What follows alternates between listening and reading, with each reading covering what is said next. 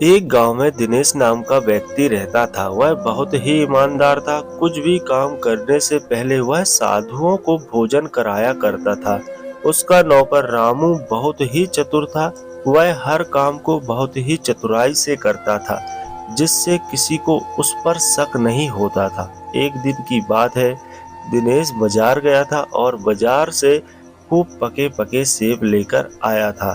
घर पर वह आकर सुरेश से ने रामू से कहा, इन सेब को काट कर रख दो, मैं साधु को बुलाकर ला रहा हूँ। इन सेबों को पहले साधु खाएंगे, उसके बाद हम लोग खाएंगे।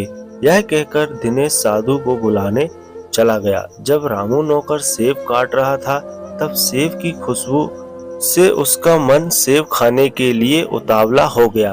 उसने धीरे से एक सेब का टुकड़ा उठाया और खा लिया।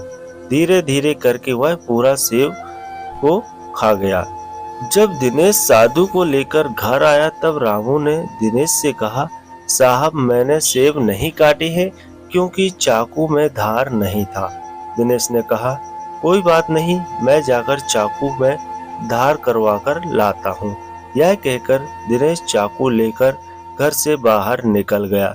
चतुर नौकर रामू ने साधु से कहा, महाराज आप यहाँ से भाग जाइए, क्योंकि दिनेश आपके हाथ को काटने वाला है, इसलिए वह चाकू में धार करवाने के लिए बाहर गया है। यह सुनकर साधु डर गया और घर से भाग गया। जब दिनेश वापस घर आया, तब उसने रामू नौकर से साधु के बारे में पूछा। रामू ने कहा, साहब वह साधु बहुत ही दुष्ट था, वह सारा सेब लेकर भाग गया। दिनेश अब दौड़ता हुआ साधु के पीछे भागा। अपने पीछे दिनेश को देखकर साधु और डर गया। वह तेजी से भागकर एक झोपड़ी में जाकर छिप गया।